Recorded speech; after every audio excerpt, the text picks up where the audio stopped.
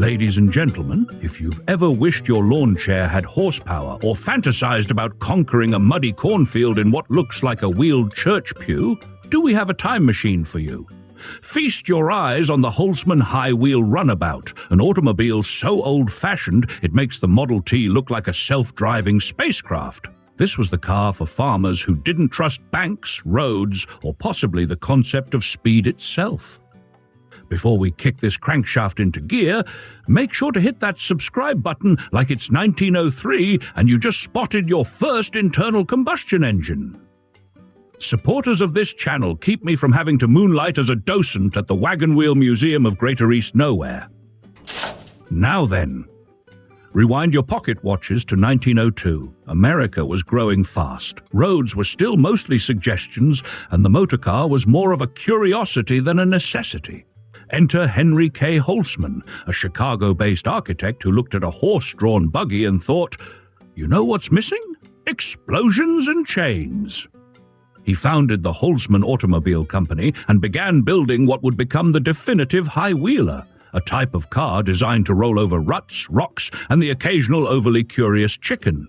The Holsman made its first big splash at the 1903 Chicago Auto Show with the Model 3, a two-seat runabout with wheels taller than his in-laws' expectations. And that was the whole idea. While city folk were busy marveling at chain-drive panhards and dédian-bouton, Holsman focused on something most automakers ignored: country roads. And by roads, I mean muddy goat paths. Holsman's motto said it all: high wheels travel all roads because all roads were made to be traveled by high wheels. Poetry, if written by a man who'd fallen into a ditch.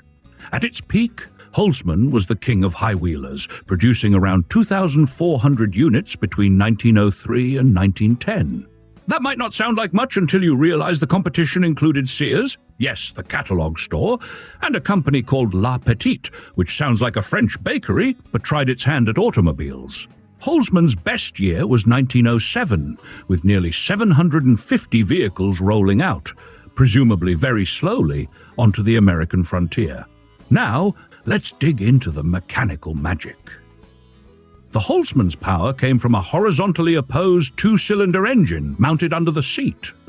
Early versions around 1903 were air-cooled and produced about 5 horsepower. Later models grew to about 1.65 liters in displacement and reached outputs of 10 to 13 horsepower, just enough to overtake a determined farm goat on a gentle slope. The engine was a T-head layout with exposed valves and no radiator. Cooling was achieved by air, and if that didn't work, you simply stopped and hoped the cows would shade it. Ignition was a 6-volt jump spark setup powered by dry cells and coils. Magneto wasn't standard, and it crackled along happily beneath the seat.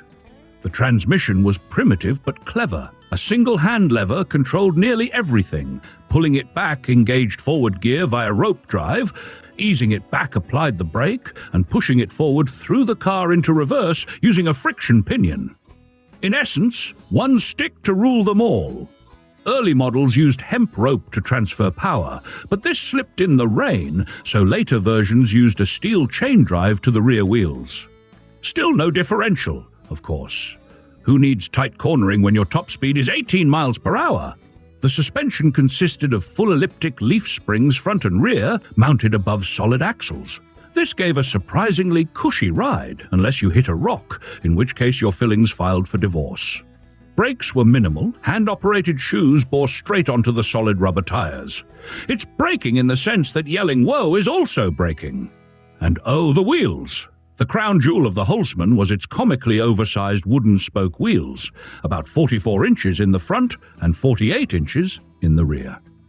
These were steel-banded and shod in solid rubber tires about 1 inch thick. But this absurdity had a purpose.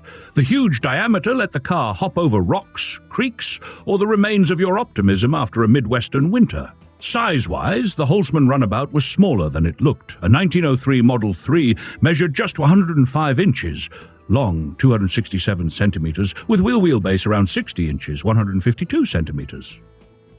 It stood a tall 63 inches, 160 centimeters, mostly due to those circus wheels. Dry weight was around 600 to 700 pounds, approximately 270 to 320 kilograms, making it nimble for a car and slightly less so as a wind-catching Victorian greenhouse on wheels. As for performance, this machine could reportedly reach a heart-racing 15 to 20 miles per hour, 24 to 32 kilometers per hour. Fuel consumption was high for a turtle, but low for a machine of its size. Some claim over 50 miles per gallon. Whether that's true or just turn-of-the-century marketing spin is up for debate, but what's not debatable is how many memories these cars created for their owners and how many hills they probably couldn't climb. If the Holsman High-Wheel Runabout had a design philosophy, it was simple.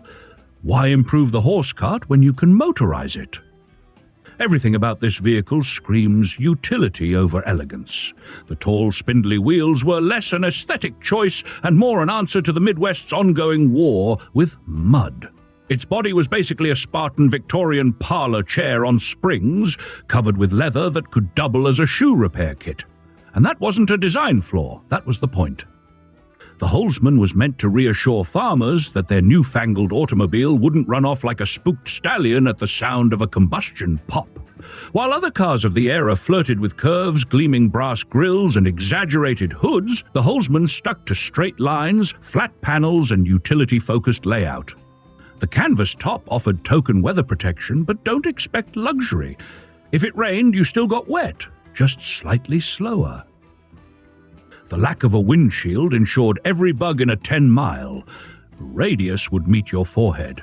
Even the single lever for acceleration, braking, and reversing wasn't about innovation. It was about keeping things simple enough that a buggy driver with 3 fingers and a grudge against progress could still drive it.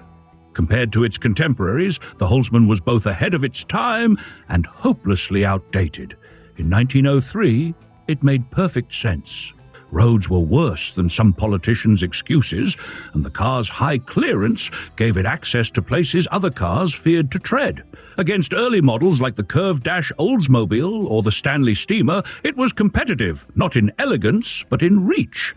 But as soon as cars like the Ford Model T hit the market in 1908, low wheels, pneumatic tires, and mass production pricing, Holsman's time was up.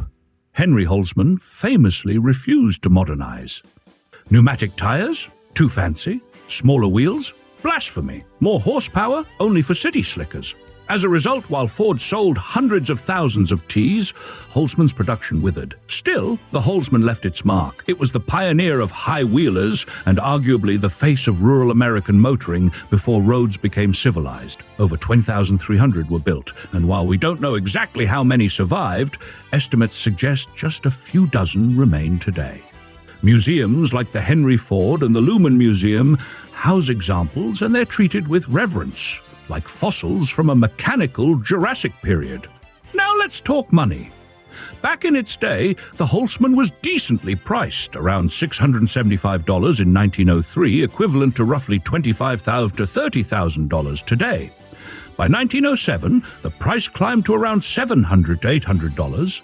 Not a steal, but not outrageous either. Fast forward to today, and Holsmans fetch collector-grade prices. In 2014, a beautifully restored 1907 Holsman sold at R.M. Hershey for $52,250. A 1908 model went for $38,500 a year later. These numbers may not rival million-dollar Duesenbergs, but they reflect serious respect for what is, essentially, a mechanized rocking chair on wagon wheels. Compared to their original prices, that's a tidy appreciation. Try getting that return from your 2007 Corolla. Some modern owners even enter Holsmans in the annual High Wheeler race at Hershey, where antique giants trundle along like a reenactment of the world's politest stampede. The same lever that once engaged rope belts and reverse friction wheels now powers grins from spectators who can't believe anything this ancient still works. Until next time, keep your spokes straight, your ropes tight, and your dreams even taller than your wheels.